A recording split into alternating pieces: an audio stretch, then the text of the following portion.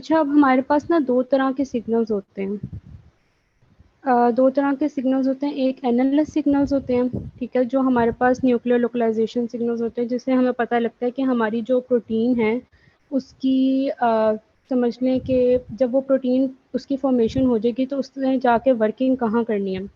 तो अगर तो किसी हमारे जो जीन्स हैं उनके अंदर एनालॉग सिग्नल्स हैं तो इसका मतलब है कि वो न्यूक्लियस में जाके उनकी फंक्शनिंग है या न्यूक्लियर पार्ट में उनकी फंक्शनिंग है। और दूसरे हमारे पास होते हैं सब न्यूक्लियर लोकलाइजेशन से इसकी प्रेडिक्शन होती है कि अगर प्रोटीन बन गई है तो उसके बाद वो न्यूक्लियस के अलावा सेल के किस किस पार्ट में जो है ना वो शो होती है या वो जाती है वहाँ पर। तो इसमें सबसे पहले हम न्यूक्लियर लोकलाइजेशन सिग्नल्स देख लेते हैं।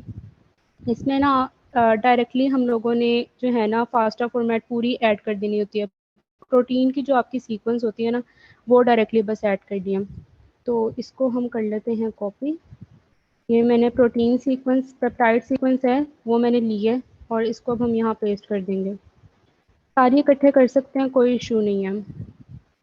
फिर यहाँ आ जाएगा फाइंड NE/NLS इन प्रोटीन सीक्वेंस फास्टर, ये आप लोगों ने इस पर क्लिक करेंगे तो ये बता देगा। अब क्योंकि मेरे जो भी सीक्वेंसेस जो मैंने 5 सीक्वेंस डाले हैं उसके अंदर कोई भी एनालॉग सिग्नल नहीं है तो वो यहाँ बता रहा है कि सीक्वेंस के ऊपर शो नहीं हुआ, लेकिन जिनके अंदर होगा उसके अंदर शो हो जाएंगे। जैसे कि मैंने लास्ट टाइम जब ऑलिव के ऊपर काम किया था तो उसमें मेरे 5 के सीक्वेंस के अंदर शो हुआ था, बाकियों में नहीं हुआ था।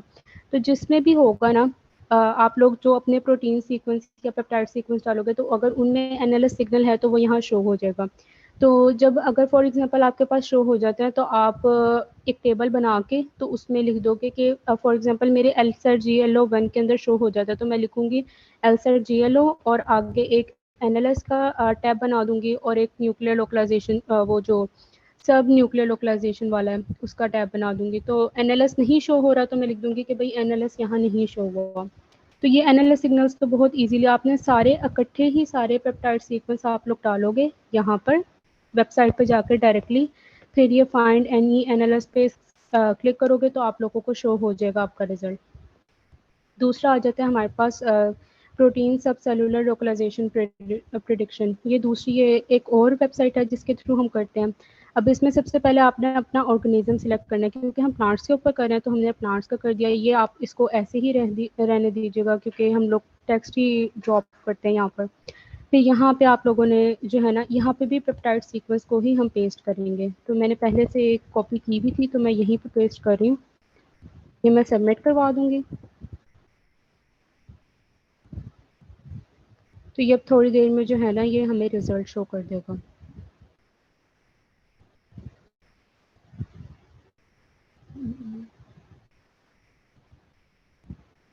अब ये प्रोसेस हो रहा है तो आ जाएगा। ठीक है, अब ये इस तरह आ गया हमारे पास। तो पहले GLO1 में उसने बता दिया कि साइटो के 5 हैं, पेरोक्सोसोम्स के 4 हैं, क्लोरोप्लास्ट के 2 हैं, माइटोकॉन्ड्रिया के भी 2 हैं। तो इस तरह ना आपके हर सीक्वेंस के बारे में ना वो डिटेल बताता जाएगा कि इसमें किस जगह पे कितनी दफ़ा जो है ना उसकी प्रिडिक्शन है कि वो शो हो सकता है। क्योंकि ऑब्वियसली हर चीज़ सिग्नल्स के थ्रू होती है। जिस तरह एनालिस के सिग्नल्स हैं इसी तरह सब न्यूक्लियर के भी सिग्नल्स सीक्वेंसेस होते हैं जिसकी बेसिस पे हम लोग ये प्रिडिक्शन करते हैं। तो इस तरह ये आप लोगों का सारा शो हो जाएगा। अच्छा बच्चे ये सर जो ये भी होगा। ये जो ये ना इसको पहले टेबल फॉर्म में भी तो लेके जाना है ना। तो सर वो साथ साथ बना लेंगे ना। कॉपी तो करो ना, एक मिनट शो कराओ इसको। एक मिनट अच्छा कॉपी करो, इसको एक्सेल में लेके जाओ। सर यहाँ से डायरेक्टली तो नहीं, ये तो हमें खुद ही से लिखना पड़ेगा ना। कॉपी करो Ctrl+A या कॉपी ओके। एक्सेल की शीट में लेके जाओ इसको।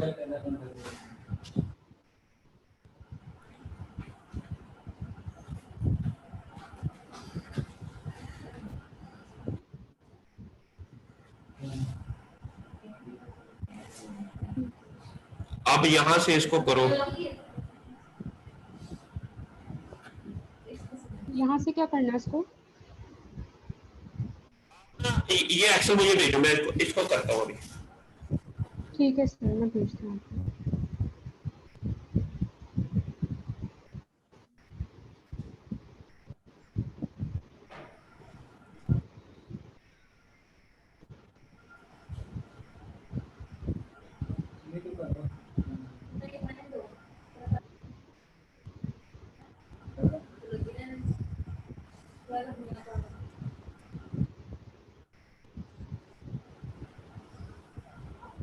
कर दिए सर।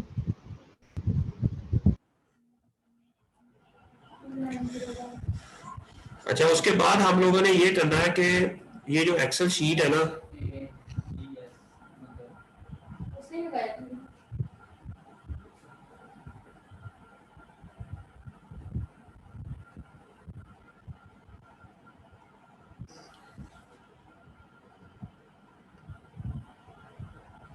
किधर रह गया, सेव ही नहीं किया मुझे लगता है।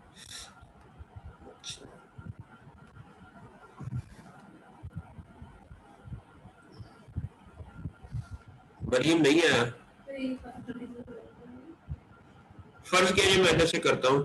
ये है वॉल स्पोर्ट्स के अंदर मैं इसको ऐड करता हूँ, ये वाली चीजें कॉपी किया, इसको वॉल स्पोर्ट स्पोर्ट्स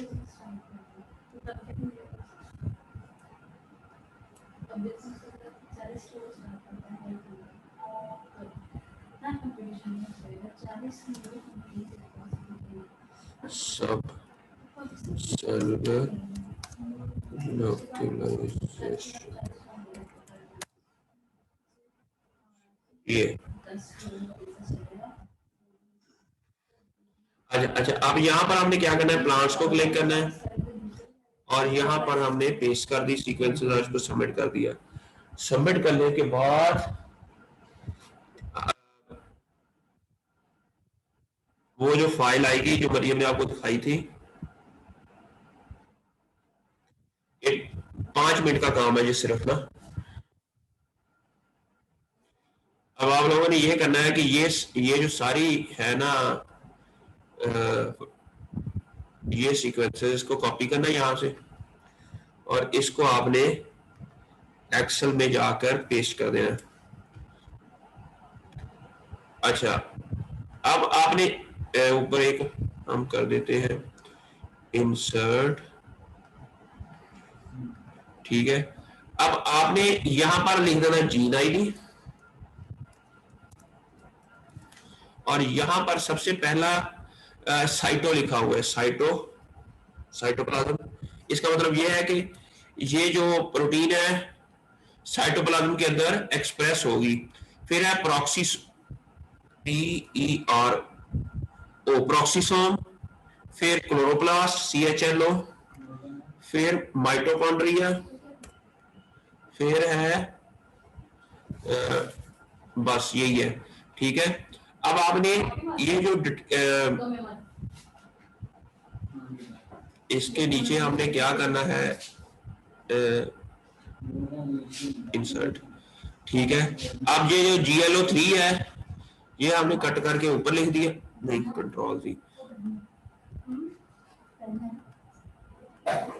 आज जीन आईडी हमने ऊपर ले गए, एस GLO3 फर्ज किया, ये इधर लिख दिया। साइटोप्लाज्म के अंदर है 9 इधर लिख दिए। आगे प्रॉक्सीसोम में है 3 लिख दिया।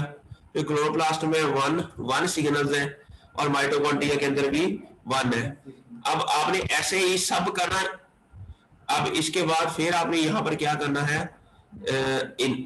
इंसर्ट न्यू एंटायर रो, ठीक है। ये कॉलम हमने लिख दिया, इसको हमने डिलीट कर देना। अब हमने ये नेक्स्ट वाला LS ग्लो 4, ठीक है। और ये हमने क्या करना है, यहां पर क्या क्या चीज है, प्रॉक्सीसोम है और साइटोप्लाज्म है, जस्ट 2 है। प्रॉक्सीसोम में 12 है ये और 4। इसी तरह आपने सारे ऐसे ही लिखते जाने हैं। मेरी बात की समझ आई है बच्चों?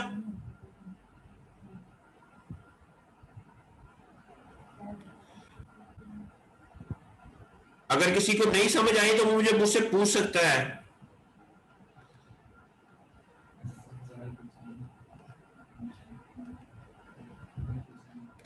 उसके बाद आ गया ये वाला 4 वाला तो खत्म हो गया, अब 5 वाला आ जाएगा, LS ग्लो 5 और इसके 13 प्रॉक्सीसोम और वन साइटोप्लाज्म।